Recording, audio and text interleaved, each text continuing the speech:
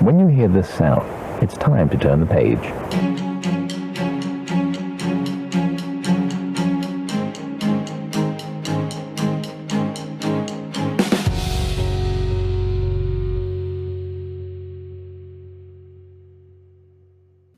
Hello, and welcome to Flipping Through. We're returning to Saul Alinsky's Rules for Radicals. We are on Chapter 4, A Word About Words. Let's see how postmodern this gets. Today we have with us Chris. Hello there. David. Chris, the future number one. Get it right. And also someone who dances quite slowly, I've heard. I can neither confirm nor deny that one. Now, can you confirm, are you a boy who's also joyful? That's a positive. Okay. I can confirm that one. Well, that's my introduction, I suppose. David, What a good introduction. And we have Psychomate. Hi. I can't top David, so let's You can top me anytime, baby. And the Now we're editor-in-chief, Stanton. Hi. What's up, everybody? Happy to be back. A word about words. The passions of mankind have boiled over into all areas of political life, including its vocabulary. The words most common in politics have become stained with human hurts, hopes, and frustrations. All of them are loaded with popular opprobrium. I don't know, this seems like some... Yeah. Michael Eric Dyson? Michael Eric Dyson. Yeah. He just throws in a bunch of vocabulary for rhetoric. And he doesn't actually make a solid point. You can cut this. You can cut this if you think it's too spicy, but I call him Martin Burger King. Nice.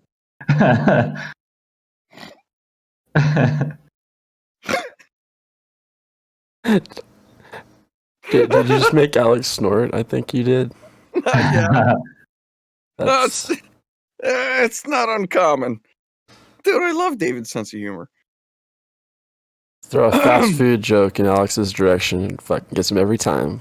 I mean, it works in a couple levels, but yeah. I think. With popular opprobrium. And their use results in a conditioned negative emotional response.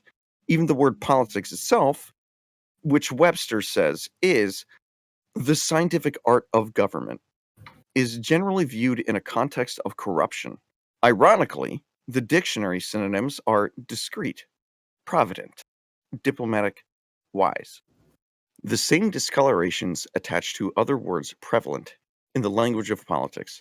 Words like power, self-interest, compromise, and conflict. They become twisted and warped. Viewed as evil, nowhere is the prevailing political illiteracy more clearly revealed than in these typical interpretations of words.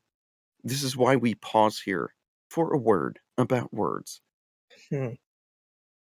It's so weird that compromise would be viewed as evil. I thought that was a good thing. It is by some political sides. Like somebody with a high moral intuition of loyalty, for instance. Yeah, I suppose. Well, I mean, yeah, if you've ever seen the Young Turks, like, they constantly assert that we know the answers to all of our problems, and the people who don't push for said answers are just corrupt. And if you ever say anything about compromise, you know that person is corrupt or bought out by the corporations or something. So I mean, you see it often. Wow. I found that interesting. That's almost always one of the accusations that are given towards the straw men of conservatives, is that they are unwilling to compromise. Yeah, I guess that didn't age well. I'm happy being a centrist. Yeah. Well, I guess it's just like whichever one you think is worse between sacrificing some advances towards your goals or just not having them at all for the sake of standing by what you believe in. Like, I always thought compromise to be a good thing, even if you don't get everything. You get something in the end, and everyone sort of wins at the end of the day. It seems that the point that he's bringing up is actually being pretty meta right now, even as we're talking. Yes. We have connotations of what these words mean and the way that he's bringing them up. What I found interesting already was how this is kind of at odds with one of the previous propositions that he made, that things need to be framed in certain ways so the public will understand it better, or at least feel like they understand it better and have some kind of like self-interest in it. Like if you frame your argument in liberty, people are going to be more liberty-minded people are going to be more interested in it. But then he talks about this other half of it being words that are most common in politics have become stained with human hurts, hopes, and frustrations, which is kind of like the effect of using words as a cover for your beliefs and not really being upfront about it. So over time, like he says, all of them are loaded with popular opprobrium. I don't even know what that word means, but I can infer that it's similar to opinion.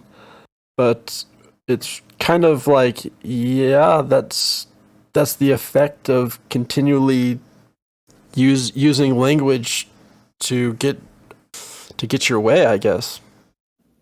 I have more faith in the collective unconscious as it is. Yeah, you do have certain forces within the media that do try to shift language, and they're authoritarian about it. But it also naturally shifts. And I think the natural shift towards politics is clearly just based on evidence. We don't like politics because we understand that the more complex systems get, the more corruption that they have in them. And, well, there's less accountability in the government, despite the fact that we have votes. We already collectively understand there's a lot of corruption in there. And so the words start to get tainted. I don't think it's any top-down source that's done that to the language. I think that's bottom-up. I think it's evidence-based. I think it's existential, phenomenological even. Well, tainted words have a tainted history. All right. I mean, I don't think we can deny that. Yeah. Well, it's just one of those things that's like common sense. It's not really meant to be it's obvious. Yeah, and that's pretty much what he's saying, I guess. Yeah. So that's it. It's really we'll see what more he has to say on it. Mm-hmm. Alex, that's your cue. Power. The question may legitimately be raised. Why not use other words? Words that mean the same, but are peaceful, and do not result in such negative emotional reactions. There are a number of fundamental reasons for rejecting such substitutions. First, by using combinations of words such as harnessing the energy instead of a single word, power. We begin to dilute the meaning, and we use purifying synonyms. We dissolve the bitterness, the anguish, the hate and love, the agony, and the triumph attached to these words, leaving an aspect, imitation of life. In the politics of life, We are concerned with the slaves and the Caesars, not the Vestal virgins. It is not just that in communication as in thought, we must ever strive towards simplicity. The masterpiece of philosophic or scientific statements are frequently no longer than a few words. For example, E equals mc squared. It is more than that. It is a determination not to detour around reality. To use any other word but power is to change the meaning of everything we are talking about. As Mark Twain once put it, the difference between the right word and the almost right word is the difference between lightning and lightning bug. I've never heard of that last part before. The Mark Twain.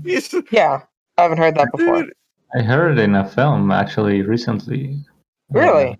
Yeah, it's called The Rewrite, and it's so funny because it's about a screenwriter who, he comes with these ideas, and then the producers are like, "Hey, do you have a story with like we're looking for an edgy comedy with a kick-ass kind of girl," and then he just snaps and he goes like, that's not original anymore because every fucking film has a kick-ass kind of girl right now. So what would be actually groundbreaking would be a film without a kick-ass girl, or even better, a film where a girl gets her ass kicked. And everyone fucking just stays I silent. remember that clip. So is Saul gonna make the point that we shouldn't be changing the definitions of words? Because I agree with that. I don't know. I think he's going to be like, okay, this is the game. Let's play it. That's what I think. When Saul Alinsky says we are concerned with the slaves and the Caesars, not the Vestal virgins. Is he talking about how like when he says Vestal virgins, is he talking about like apolitical people or like people being used as tools? Like what is that even? Yeah, I don't How know. does that even? I think that it is really important, and even to notice that he's telling people to pay attention to words while he's already using loaded words like Vestal virgins. What does that even mean? So it's supposed to have a connotation to it, and he's like, I mean, pay attention to the connotation. Don't pay attention to the connotation here. Maybe, I don't know. slaves and Caesars. That's also something I was So- thinking about. We're Look it concerned with up. the. Is that? Go ahead, Psycho. Oh, so no. You go first. So I looked it up, and Vestal virgins were priestesses from Rome, ancient Rome. Oh.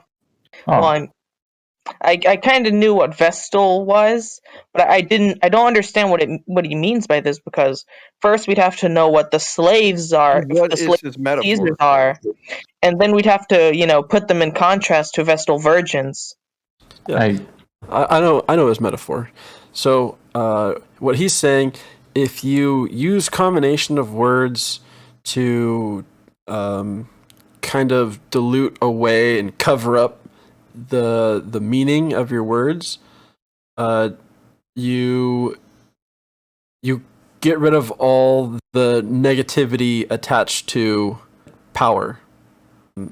You want to look at pretty much each word and each phrase that she used to make sure that if there's something attached to it, you want to push away from it, but you don't want to dilute the meaning either, because you end up talking bullshit because you're overcomplicating something and you're not actually saying anything.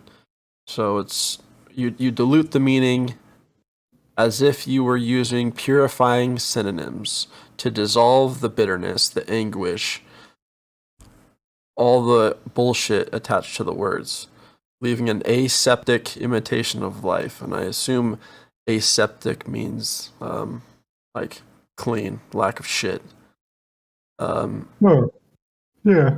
So you paint a flowery picture of what you're actually describing, And if you do it too much, you're not actually going to be talking about it. And when he's talking about in the politics of life, you're concerned about the slaves and the Caesars, not the Vestal virgins. So in normal politics, we're worried about the poors and the rulers, and not the Vestal virgins in between the people that are holding society together, I guess. So is he using that language to paint the middle class, the working class, that way? I think it's a euphemism for middle class, but not so much. I think he's more talking about the advocates, a political advocate, You a get a lot of protester. loaded language to call yourself, like anti-fascist or something like that. I don't know. Vestal virgin. Yeah. So it's the activist. That's the word I was looking for. Ah. So yeah, in the politics of life, we're concerned with the poors and the rulers, not the activists. And that's something that I think he doesn't like. Because if politics is worried about the poor and the rulers and ignores the activists, there's going to be kind of a difficulty to get the activists to crack into mainstream politics. And then it continues as not just that, as communication, as in thought, we should ever strive towards simplicity. So if you get too deep into using words to kind of cover your meaning, it will get lost and no one's going to pay attention to you, and they'll just forget about you because they won't understand you, because you're just going to be talking in nebulous terms, and people are like, okay, crazy person, have fun bringing down the UFOs. So, Michael Eric Dyson. It comes full circle. Perfect. Yes. Oh, absolutely brilliant. What I see here that stands out to me, among other things, but the masterpiece of philosophic or scientific statements are frequently no longer than a few words. Like, for example, P plus P equals R. What? Oh, What? let's see what you did there. We were having a conversation earlier before we started recording this program about an individual that was in a debate, and we were saying that he was oversimplifying too much. It's a very nuanced subject, but there's a reason for oversimplification. It does work. I can agree with Saul here. Yeah, people do use simplifications of things all the damn time. Every single individual does it. Yeah. Yeah. Yeah, I would say most of the time, it's done due to just a lack of knowledge, generally. Simplification also helps you appeal to uninformed people. Sure, but oh man, I don't even know how deep I want to go down this rabbit hole. Like, I would say, in the context of our friend that Alex just mentioned, right? These two people were having a discussion, and if you want to get to a meaningful place in that discussion, you can't really simplify things. Like, obviously, an individual isn't going to have all of the information required to talk about a subject in depth most of the time, but generally you don't want to go too far to the other side where you are simplifying a subject to the point where the conversation becomes unproductive. True.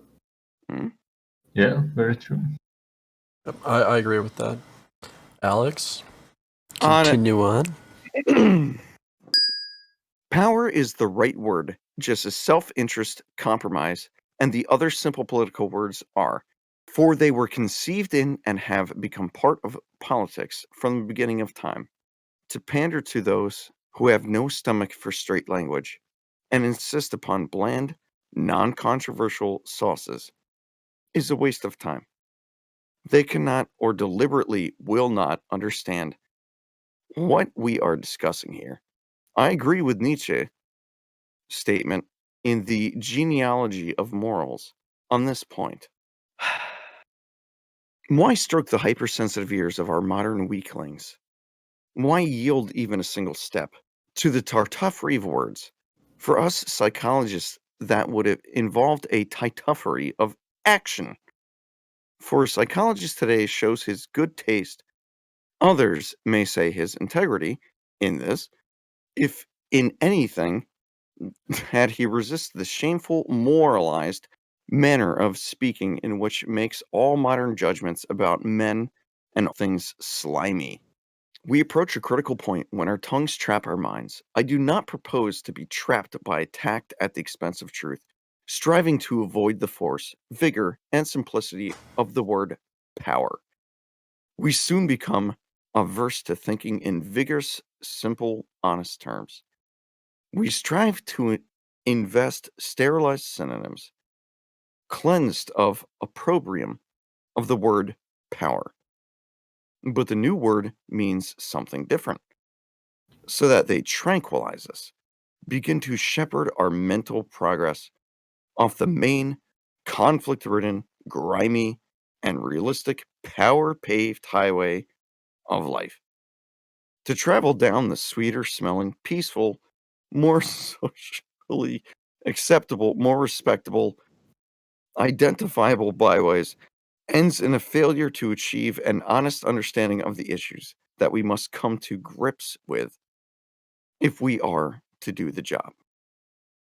This guy, the, He gets it. he's totally got this, like, people that don't agree with me are evil. They're not just wrong, they're evil. Like, it's seeping through everywhere. I mean, forgive me if I'm jumping to conclusions. It just seems soaked with the smell of it.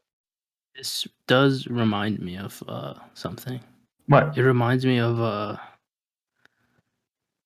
what's his name? The comedian Carlin. Yeah, George. Oh, Carlin. George Carlin. Yeah. Yes, this reminds me of his bit about Americans, like changing like the language we use. Like he had the bit about. Oh yeah. The bit about. Great bit. Differently able. Yeah, it was that one, and he started off with shell shock. Oh yeah. Yep. Yeah, and then from there we went to battle fatigue, I think it was. True. And then we ended up with post-traumatic stress disorder. Yeah, and that was a great bit, and this is what that reminds me of. Yeah, that's a really good point to bring up.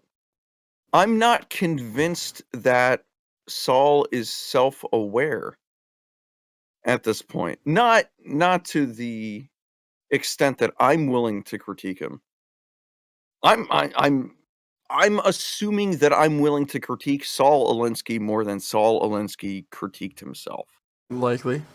We approach a critical point when our tongues trap our minds. Wow. The language being used with that sentence reminds me of, I think it's Pauline. Like your tongue is a rudder. Like biblically. It just reminds me of that. So, I mean, he's not saying anything disagreeable here, in my opinion, because to pander to those who have no stomach for straight language and insist upon bland, non-controversial sauces, so waste of time. I mean, that's pretty, what are the kids saying these days? Based? Based? In order to make a good sauce, you must first have a base. Yep. Also, I do appreciate the use of his words, the use of the word sauces here. That's before his time. That's a fairly recent slang. Yeah. Instead Or of sauce, right? or so I thought. Yeah. So Yeah. he brought the sauce.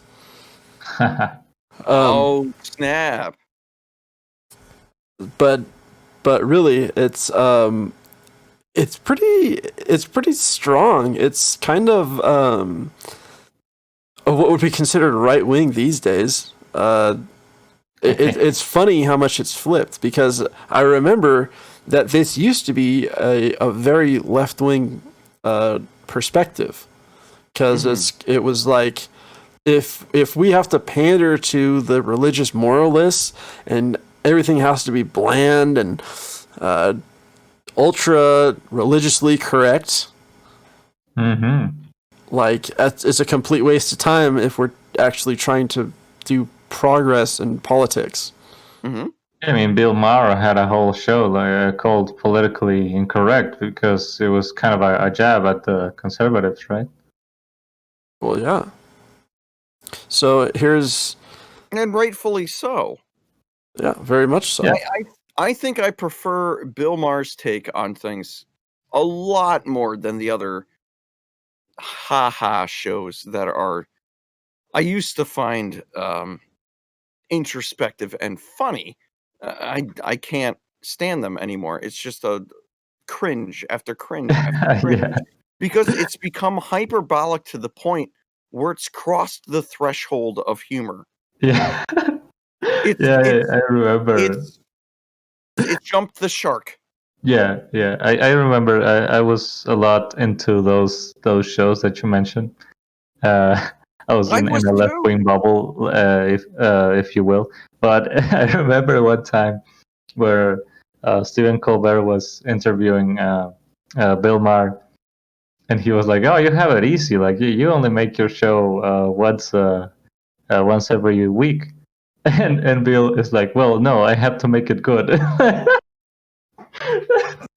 Fucking got him. So putting a Nietzsche quote in here when he's talking about not pandering to people with a weak stomach for straight political language, like when he connects it to the genealogy of morals, it's kind of like you're talking about moralism in politics, and you're applying morals and how morals come about to a political conversation.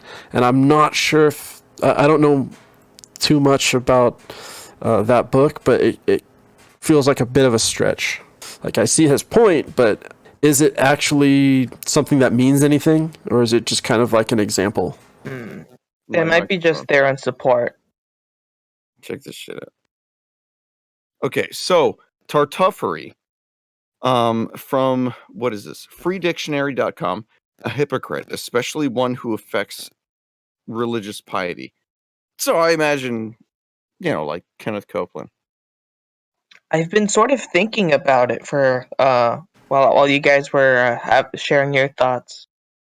I really don't think going like just saying it. I don't think this works all the time. I don't think it's something you should go by, because if you don't compromise onto saying certain words, you're never really gonna get you're never really gonna get anywhere. Being abrasive will help you on your side, but are you really gonna win anyone over with it?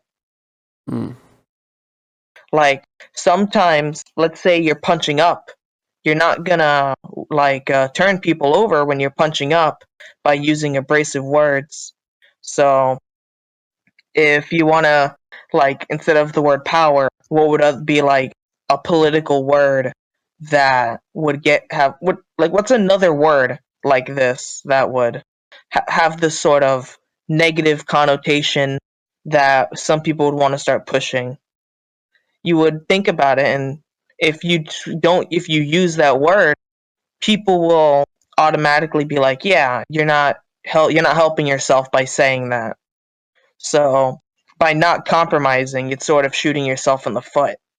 I'm noticing the most deployment of change or exploitation of language within the progressives right now.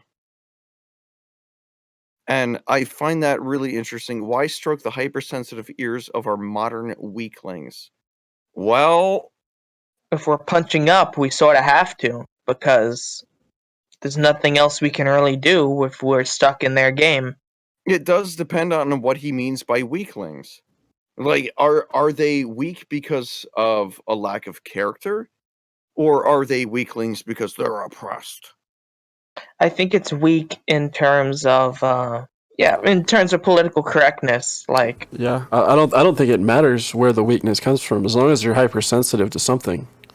As long as if they're not accepting of vocabulary, it's like, what? So do you exactly. figure The interesting bit about this quote to me was, he says, "Why yield even a single step to the hypersensitive weaklings, to the hypocrisy of the word games? For psychologists, that hypocrisy of words would involve the hypocrisy of action." So it's what he's saying is it's deeper than just a word game for people, because in psychology, these word games is actually means action. yes. So they should never give any of this, because it's going against everything. Like, feels extremely destructive because it brings about hypocrisy of action. Like, if you're trying to fight hypocrisy, because no one wants to be a hypocrite, and if you give in to the hypersensitive people, you're eventually just going down the road of being a bullshitter as well, because he's talking about integrity. He's also loading it with power as well. Keep that in mind.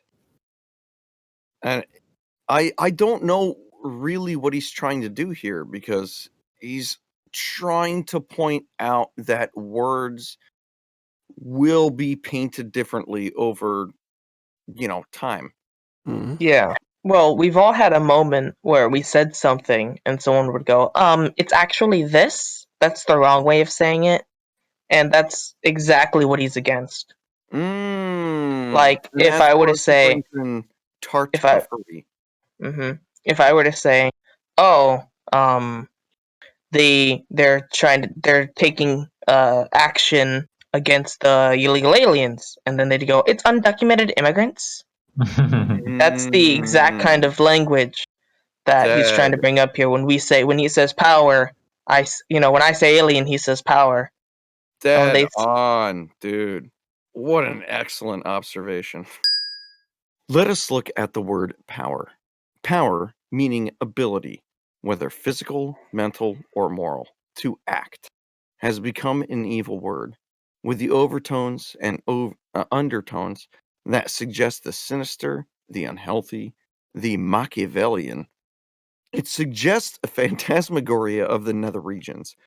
The moment the word power is mentioned, it evokes images of cruelty, dishonesty, selfishness, arrogance, dictatorship, and and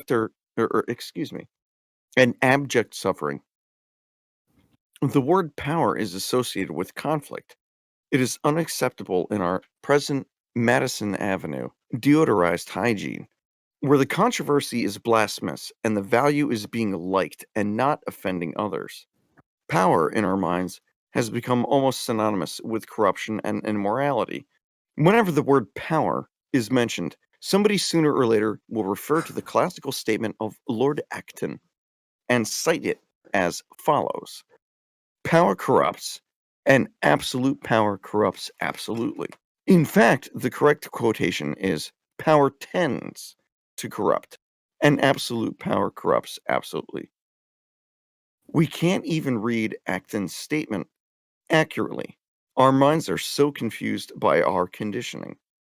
or maybe just people It's just they say it differently because Why the hell would people say tends to all the time?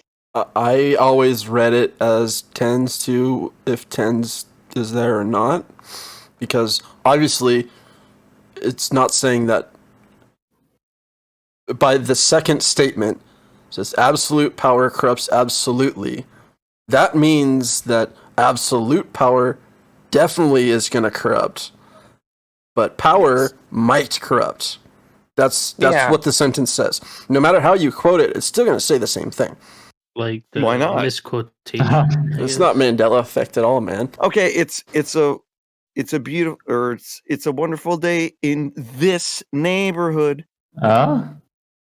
People tend to remember things in a more simplified way. Oh, like the Berenstein versus the Berenstain? Exactly. Well, I mean, and he's also talking about how we should be working for simplicity. That was, what, 2 paragraphs ago? Yeah, I think that's actually a pretty good point. Like, really try to boil down.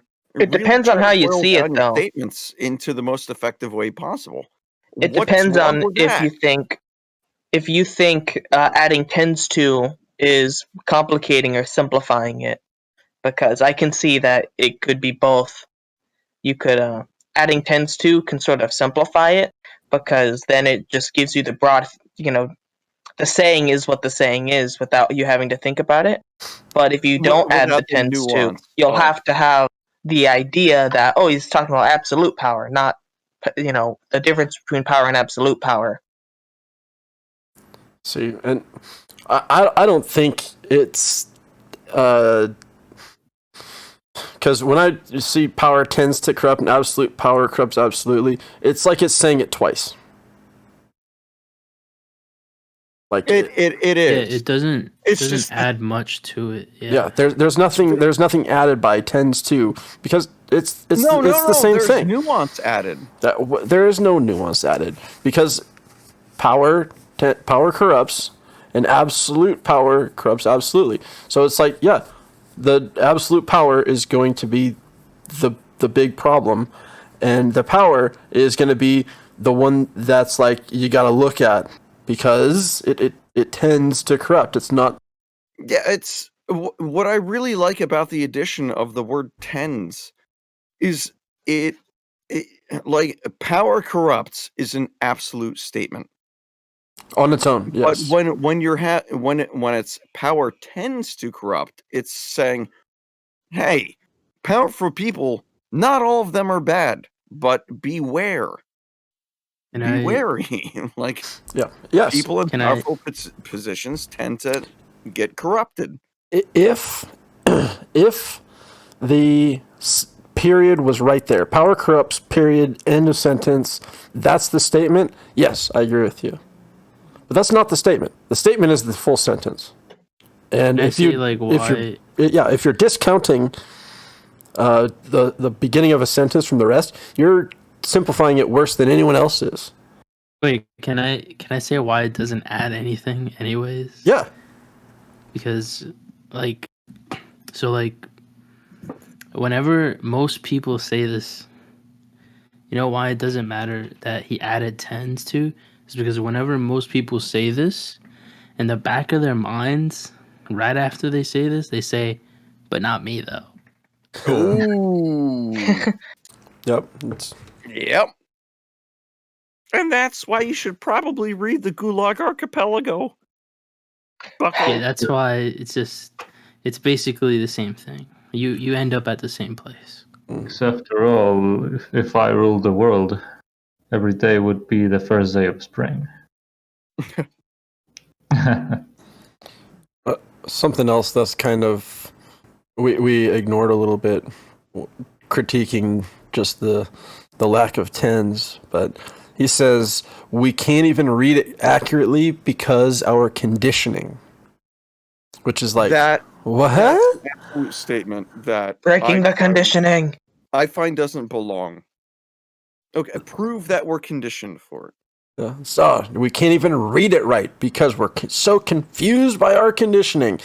What are you talking about? Like, you understood it. Did you need the tens? Are you that much of a simpleton to actually need that word to drive across the point that it's not talking about power, it's talking about absolute power. Absolute power is the issue at hand, and that's when you bring the sentence up. If the quote makes a distinction, you don't need to extend that distinction when everyone already understands it. Yeah, we can understand it. You can understand it. Where is this confusion, and what is this conditioning? Yeah, it's almost creating some kind of phantom enemy. Oh, that you're being conditioned. Well, it's either a Suppose phantom against- enemy, or he's just really picky when it comes to quotations. I guess. Maybe I'm- Actually, he says he doesn't. He says, "Have you heard?" Well, it's sort of like when people are so specific in their grammar, but like you can mess up the grammar, and some people will already understand it. Like when we say "gonna," you don't have to say "going to." Yeah, I deal with typos a lot with messages from people, and also people that English is their second or third language. And whenever they misspeak, I don't take what they say literally. I assume what they mean, and I use a bunch of axiomatic ideas about that individual and what they were trying to say. Yeah. Not what I want to hear them say, although if I'm overly emotional, I believe that I'm quite capable of doing that. Yeah. Well, what makes it difficult, at least for me, is after understanding all the rules he's laid out, it really makes it hard for me to believe that this book was not written with his rules in mind. So am I supposed to read this like, look, these are the rules, but this book wasn't written by these rules. Trust me. Yeah. Like all the rules are good for this, and all that, but all the other stuff on this book, I didn't use the rules to write it. It's straight up, it's honest, it's exactly how it should be, even though it's literally called Rules for Radicals. And my entire perception of the world boiled into this book. Like it's honestly hard to separate the two, because I feel like you should be at a certain level, but some of the rules, it's like he could be just talking bullshit, and just as because he's framing it in the right way to get his point across, he's doing it correctly. So I don't know. Well, is one of the rules bend the rules? Because then it would be coherent. Well, yeah. I mean, and So not it's like so an many outside words. perspective. Outside perspective, what? So you're saying, he's not following his own rules when he's writing this. I don't so know. He's sort of like giving outside like he's sort of analyzing them from the outside. Well, there's the writing in the book, and then the rules, right? Yeah. So when you do the writing, is he following the rules in his writing? So is he framing things in a common tongue so people can understand it and not being straight up? Or is he trying to simplify it too much or too little? Or like what rules is he doing this by? Or is this kind of separate from the rules? Because if he's not following his rules in his writing, it's like, okay, this is more of a behind the scenes look. But if he is, it's just another facade. Well, I think you're onto something here. So it changes the way you look at it. It changes the way you read it. And I have been trying to look at it from both perspectives, because now that I know how his brain works with these rules, I want to make sure that if he's applying them or not, and if I could see if it's coming across as bullshitting me or not.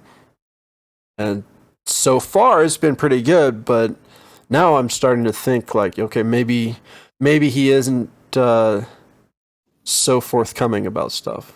Guess we'll have to read on and figure out what's going on here. Alex, that's your cue. The corruption of power is not in power, but in ourselves. And yet, what is this power in which men live by and a significant degree live for? Power is the very essence, the dynamo of life. It is the power of the heart pumping blood and sustaining life in the body.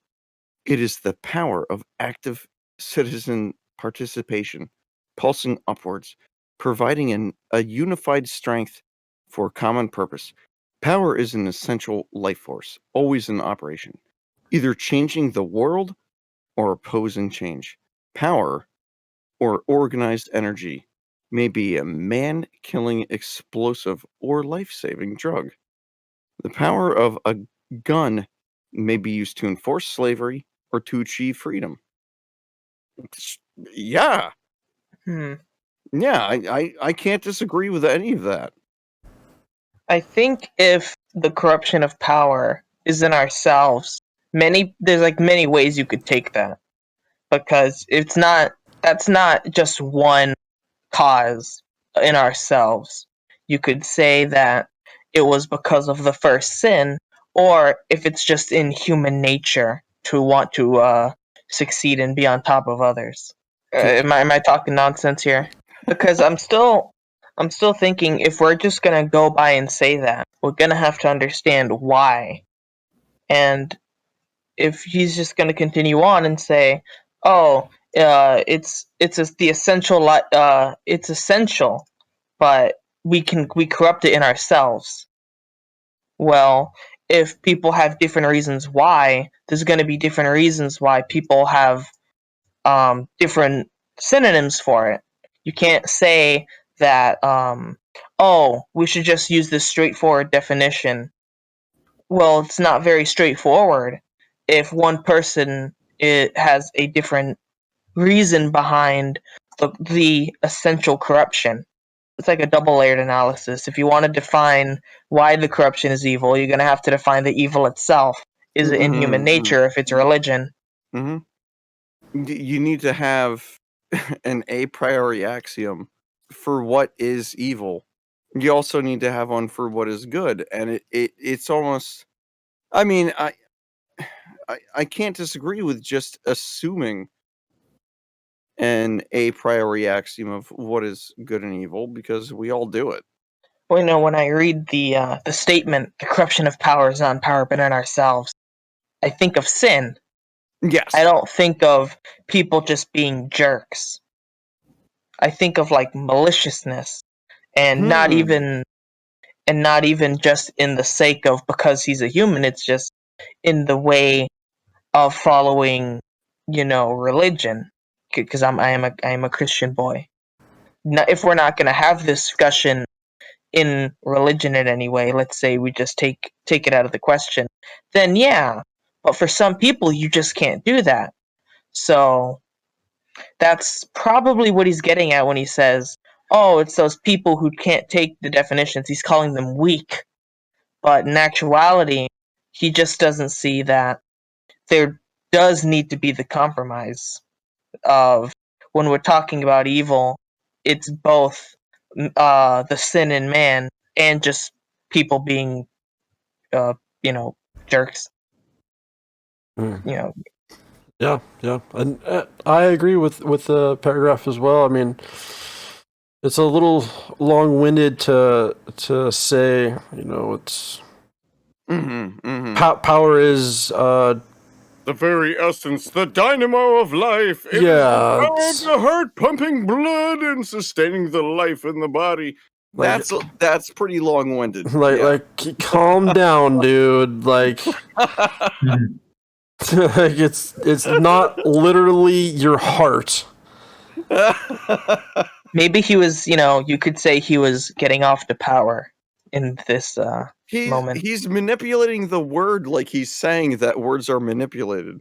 So it's really silly. Like, why would you go into such crazy euphemism talking about power? Like what's the point, dude? Like, why does it matter so much? Like, yes, power is a thing that exists and it's a necessary thing, and it's leans towards corruption, and we always have to be fighting against that corruption and putting in checks and balances to make sure it doesn't run off course and end up killing millions of fucking people. Like, yes, like why does it have to be so dramatic?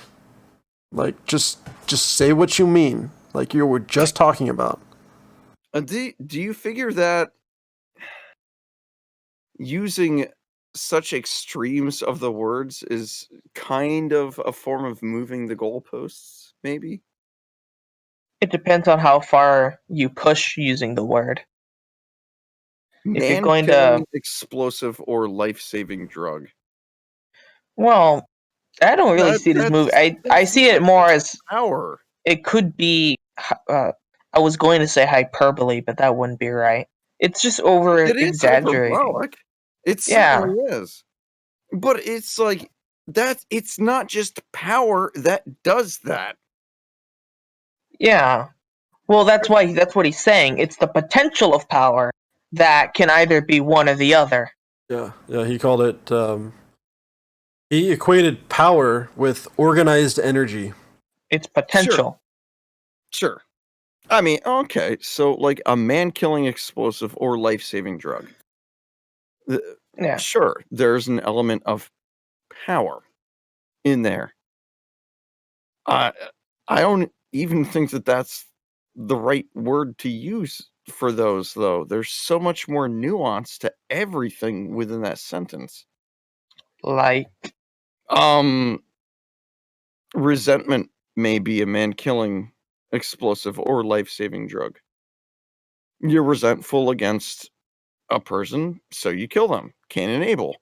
Or a life-saving drug. You're resentful against cancer, therefore you fight for finding a cure for it. Yeah. I see what you mean. You can add all kinds of other nuances to that statement. It's not just power. So to give that attribution to power is a little bit I don't want to say misleading. I just think it might be a little bit. I don't know. Maybe I do mean to say I think it's being a little bit dishonest. He's using rhetoric. He's talking about rhetoric and using rhetoric at the same time, and that's not uncommon. It's like the same place that projection comes from. It's like, it even goes back to what Peterson talks about with the eating of the fruit of the knowledge of good and evil. They notice that they're naked. That means, with consciousness comes, your own vulnerabilities, and therefore you're going to know the vulnerabilities of others in the world. And it's the same thing here. What he's doing is talking about how words are culturally changed, over time, sometimes through the use of what, ironically, power, sometimes, what I would call the top down. I don't know. I think if I boil it down, there just seems to be a lack of a higher resolution self-awareness going on. Since we're kind of still on the topic of absolute power, this is just, sorry if this is a bit of an aside, but if we're going to relate the consciousness as a sort of power, would we consider the power of consciousness absolute? And if we do, does that absolute power corrupt absolutely? Which is then why it would be the corruption of power in ourselves. Oh man, I love the way that you think. Wow, that's a really good point. That's deep. And I rarely use that word. That's a good one. Yeah, it's certainly a pattern. It's certainly a repeating pattern. Like fractally, even into consciousness itself. That's quite interesting. The power of the human brain can create man's most glorious achievements and develop perspectives and insights into the nature of life-opening horizons previously beyond the imagination. The power of the human mind can also devise philosophies and ways of life that are most destructive for the future of mankind. Either way, power is the dynamo of life. Okay. This is like Foucault out the fucking ass. Like he really looks at power as the grease that keeps the machine turning, man. I don't even think he's looking at it that introspectively. He's calling it the dynamo. He's not seeing it as a gear. He's seeing it as the power source. Oh, jeez. Wow. Well, if the source of power is power, that's a little redundant. Yes. Yeah, I know, and I'm not ashamed to make a fool of myself. I do it all the time. No, dude, it's not you, it's him. He's the one that's making that Yeah. argument. Power is what makes power. That's why Yeah, that's so narrow-minded. It's exactly what was bugging me, and I couldn't quite put my finger on it. It's like, what is he talking about? Power is the source of the power of the machine. Like I don't understand. Yes, kind of like organization, because what he does is he frames power as like what did he call it in the last paragraph? Organized energy. Yeah. So he thinks about power as organized energy. So I think organized energy is a power. I don't think that power is an organized energy. I think you by can fit the clip in the magazine, but you can't fit the magazine in the clip. I think by all of this like describing of what power means to him, he's sort of not helping his case by saying, "Oh, we should say power instead of all these other things that people are using because they're all weak-minded." But then look at all these things power could be. Look at all of these describing ways I could describe power. It's the gun of freedom or slavery. So there's a distinct difference between it. So we can't just say power and have everyone understand it unless we know what you mean by power in a conversation, because if you want to use a different word, you're weak-minded. You're saying power is such a simple word and you're describing how vast it can be. Like, which one? he's trying to describe it like very specifically, but he's not describing it at all. Well, if he was being specific, he'd have one way of it being. He's painting an image. If you're gonna describe something, you don't describe it as it can be one way or the other, because that's not really describing it. You're giving it a set of definitions that go against each other. If I were to describe a pair of pants, I wouldn't say it could be red or it could be blue. That's not a good descriptive. That's not a good way of telling me how it is. Because if you are, then you're telling me that it's not exactly what you're telling me it's up to how I want to perceive it. Because if it's one way or the other, you're giving me a choice here. Could so be it's not a shade of blue or a shade of pink, or not either blue or red or anything, man. It could be black pants. If you're gonna say, "Oh, this is a simple thing," yet it could be this or that. Well, you're not helping yourself here by telling me it's simple. Sure. And to that point, yeah, absolutely. To expand on that, like, power is a spectrum. There are different levels of power. It's not just that power is on or off. which I see a lot of that shit today with whatever indoctrinating cult is happening at the moment. They're just like, this class of people has power. You have none. No, you do have power. Otherwise, you wouldn't even be making that statement. Well, then again, that's, saying that statement doesn't come from power. It more comes from freedom of power. Within this context, that freedom is power as well. Yeah, you're right. This So- reminds me. This reminds me of all the people that would claim that Trump was a fascist. So if power can be freedom of speech, or if power can be the law, which is freedom of speech, but if you're going to make a difference between them, you can't just say the word power. Therefore, it's not weak-minded to have a difference between what you mean. Dude, he's not really helping himself. I don't think he's really helping himself here. No, I mean, when really analyzed, like we're digging in here, yeah, he's not doing himself any favors. Alexander Hamilton, in the Federalist Papers, put it this way: what is a power but the ability or faculty of doing a thing? What is the ability to do a thing but the power of employing the means necessary to its execution? Pascal, who definitely not a cynic, observed that justice without power is impotent. Power without justice is tyranny. Saint Ignatius, the founder of the Jesuit order, did not shrink from the recognition of power when he issued the dictum, "To do a thing well, a man needs power and competence." We could call the role of all who have played their parts in history and find the word power not a substitute word used in their speech and writings. No, I think you'll find a substitute word there sometimes. Yeah.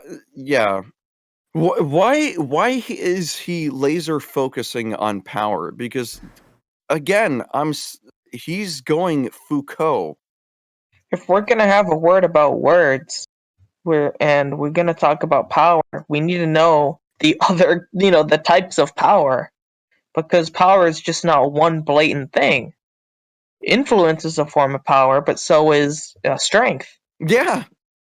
So if someone has the strength to do something versus the influence to do something, there's a difference there. So you don't just if you find the word power, you're probably just seeing a simplistic version of it. And if we're being so simplistic, then we're not really analyzing it. It reminds me of the word spirit, where spirit can mean a fuck ton of things. I'm still trying to figure out where he's going, because he's really gathering a bunch of good quotes here, like Pascal and Ignatius. He's really trying to build something for himself.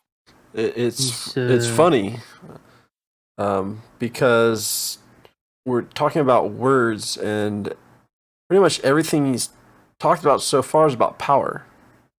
Mm-hmm. So this is supposed to be about words, at least I thought it was, but apparently that word is power. I don't know if he has any more examples of words that I don't. I'm kind of losing his point at this after all this power talk. Foucault. And maybe that was his example. This just seems like too much information away from his initial point. The way that I would put it is he does have an element of self-awareness. It's just if you back it up to a high resolution, there isn't that much self-awareness. That's the way that I would put it. I think the issue is that if absolute power corrupts absolutely, his absolute statements are defined absolutely. And oh, that's a really neat point. Especially because you're weaponizing language the exact same way that he's describing it.